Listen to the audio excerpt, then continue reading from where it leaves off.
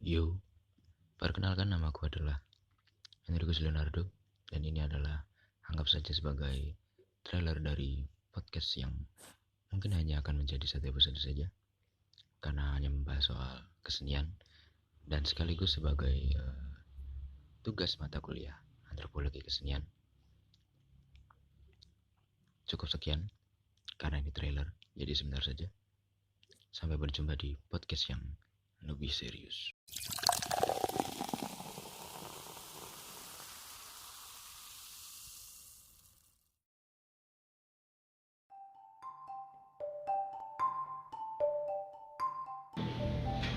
Halo, selamat datang di podcast IPK. Anggap saja ini podcast untuk menaikkan IPK aku, atau ya kalau mau dipaksakan sebagai sebuah judul, anggap saja IPK singkatan dari podcastku. Oke. Bersama saya Enrico Leonardo, biasa dikenal disapa sebagai Junior, Leo, Rio dan segala macamnya. Pada kesempatan kali ini saya akan ngobrol dikit nih. Aku mau ngobrol dikit sama seorang penggiat kesenian di Kota Purworejo ini, terutama kesenian Jaran Kepang. Mari kita sambut dia ini teman kerja aku, anggap panggil aja Mbak Tia. Silahkan Mbak Tia, perkenalan diri aja dulu. Halo semuanya, saya Tia, ya panggil aja lah Tia. Nama panjang nggak usah lah ya. Nggak usah. Ya, jadi mau nanya-nanya apa nih Mas Rio? Ya ini kan dari awal aku udah menyinggung soal Jaran Kepang ya. Mbak Tia kan penggiat kesenian Jaran Kepang di Purworejo. Nama kelompok tarinya apa sih, dan awal mula berdirinya kelompok tari itu gimana sih? Soalnya aku juga pernah dengar nih ya, Jaran Kepang di Purworejo itu kelompok tarinya nggak cuma satu. Nah ini gimana nih ceritanya? Ya, tuh kelompok Jaran Kepang di Purworejo ini banyak banget dan kebetulan punya saya itu namanya Turonggo Suryo Kencono. Turonggo Suryo Kencono ini kebetulan berdiri di tanggal 17 Juli 2017. Jadi cukup menarik ya tanggalnya ya, 17/07/2017. Jadi pas berdiri itu ya 3 tahun yang lalu itu kebetulan ada almarhum dari bapak itu suka banget. Jadi ya karena memang dasarnya orang Jawa, jadi ya kita punya niatan untuk nguri-uri budaya Jawi gitu kalau kata orang Jawa. Jadi dikumpulin lah, ada anak-anaknya, ada cucu-cucunya juga, kebetulan ponakanku itu ikut juga. Jadi dari situlah kita kumpul-kumpul, ngobrol-ngobrol, dibentuklah di situ di tanggal 17 Juli itu dan diberi nama Turonggo Suryo Kencono. Dan alhamdulillah sampai sekarang ya masih berjalan. Dari kita udah ngerasain dari nggak punya penari, dari nambah penari, dan sekarang alhamdulillah udah beberapa lah penari cowok, penari cewek, udah jalan sampai hari ini. Berarti itu emang dari awalnya tuh sebenarnya ya itu ya kelompok tari yang isinya cuma anggota keluarga doang berarti? Ya awalnya memang dari anggota keluarga, terus ada beberapa yang lama-lama dari teman-teman ponakanku yang dari awalnya dari kelompok lain, memang dia ikut kelompok lain dan sering main, akhirnya ya mungkin tertarik, jadi ya ikut nambah ya, sekarang udah lumayan lah penarinya. Oke, mantap juga ya ternyata. Nah, terus aku juga mau tanya nih soal konsepnya Jaran Kepang ya.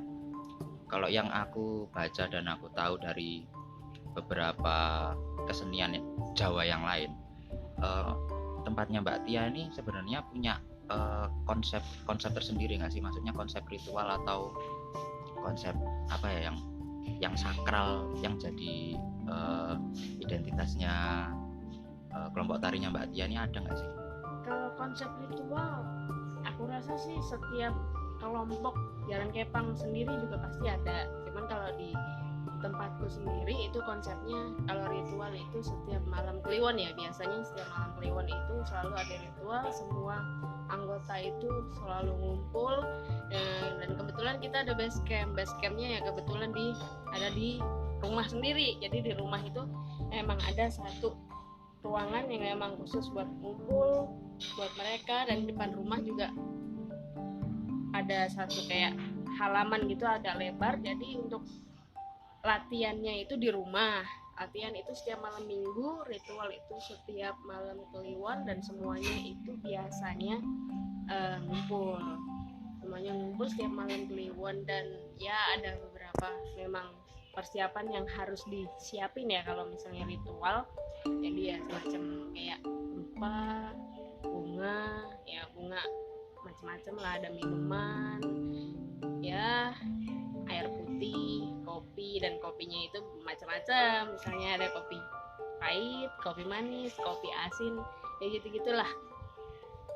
Oh, jadi kayak gitu ya ritualnya. Terus ini nih sebenarnya yang mungkin kalau teman-temanku sendiri bakal sering tanya. Jadi kalau sebuah ritual kan identik dengan kewajiban pelaksanaan. Nah itu pernah nggak sih misalnya lupalah atau ada kejadian apa yang misalnya biasanya mungkin negatif atau nggak tahu ya, itu gara-gara yang nggak lupa ngelaksanain ritual, atau ada yang kurang, atau ada yang mengganjil di ritual itu terus nanti mempengaruhi ke keberlangsungan kelompok tari dan pementasannya juga gitu. Ada cerita-cerita gitu sih Mbak?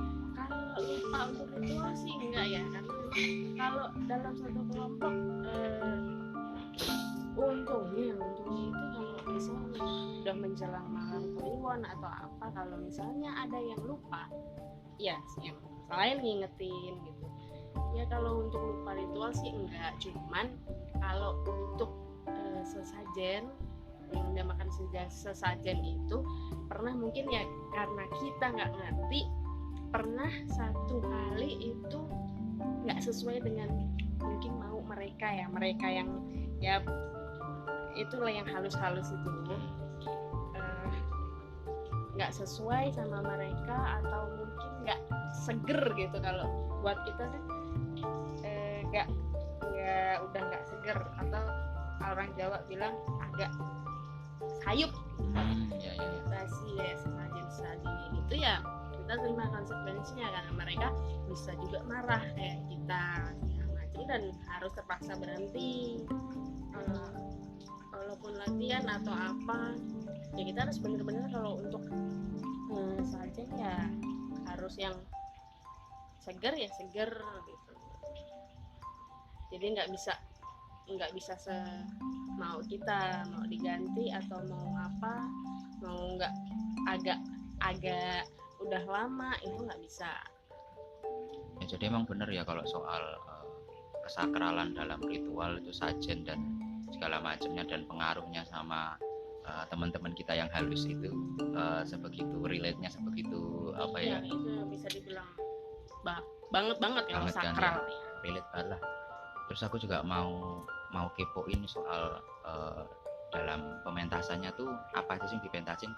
Kayaknya kan kalau jaran kepang doang nggak mungkin ya, jadi ada apa aja nih kalau di turonggonya Mbak Tia nih, ada apa aja ya? Kalau di pementasan kita yang jelas kayak kalau tarian sih udah pasti ya. Kalau yang lain selain tarian itu tempat saya ya paling barongan, cuman barongan di kami itu nanti itu biasanya keluar kalau apa ya bahasanya, kalau udah mendem gitu. Kalau udah mendem itu baru biasanya keluar. Kalau tarian biasa kita nggak pakai sih. Kalau misalnya lagi nari cuman pakai yaitu jarannya. Terus kalau modernnya gitu kita disisipin beberapa formasi kayak kalau anak-anak sekarang bilang mungkin itu kayak cheerleader. Jadi ada formasi yang mungkin fondasinya yang cowok-cowok, terus ada yang cewek-cewek naik. Jadi kita bikin ya gimana lah caranya biar nggak terlalu tradisional banget tapi masih enak dilihat, tetap di dalam konteks budaya Jawa.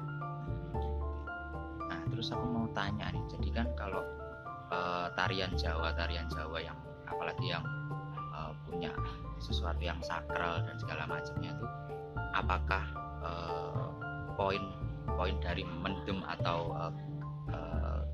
kesurupan itu jadi poin yang paling penting nggak sih, atau yang nggak usah kesurupan nggak apa-apa sih sebenarnya, atau gimana sih sebenarnya? Ya sebenarnya nggak kesurupan sih nggak apa-apa, cuman kita nggak bisa pungkirin orang-orang masyarakat itu biasanya nonton Jaran Kepang yuk, ya seberapa persen ya, maksudnya yang lebih ingin dilihat juga pasti Jaran Kepang. Kalau nggak ada mendemnya juga nggak asik gitu, orang-orang kebanyakan pasti bilang begitu. Dan mendem itu kesurupan, atau yang saya bilang kesurupan itu pasti sudah jadi identik juga dari satu kelompok Jaran Kepang. Ternyata gitu ya. Berhubung memang waktunya udah mepet, jadi ada 2 pertanyaan terakhir aja sih dari aku.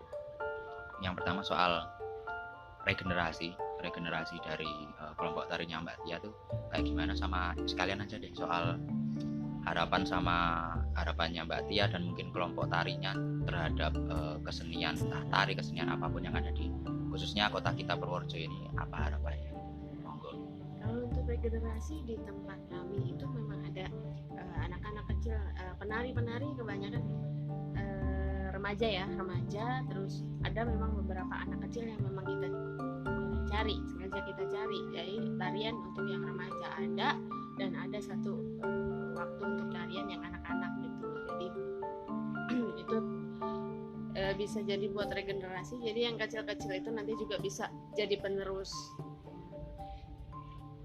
Untuk harapan ya, kita semua orang-orang Jawa juga pasti punya harapan yang sama ya, kita sama-sama bisa memelihara, merawat kebudayaan kita sendiri, mengembangkan jadi budaya adat istiadat itu nggak akan hilang. Jadi ya dikembangkan lah, jadi bisa tetap kita rawat, kita kembangkan terus ke depannya jadi lebih baik. Oke, jadi memang sih dari penggiat keseniannya sendiri juga berharap lah kalau kita semua tuh sadar dan melek mata soal kebudayaan kita masing-masing. Jadi nggak cuma budaya Jawa, jadi budaya yang lain pun juga harus kita perhatikan, harus kita rawat, harus kita jaga. Apalagi kita yang sebagai seorang calon antropolog atau sedang belajar di antropologi sosial yang erat kaitannya sama masyarakat dan juga budaya, bahkan kesenian, ya mau nggak mau yang bisa kita lakukan dari sekarang ya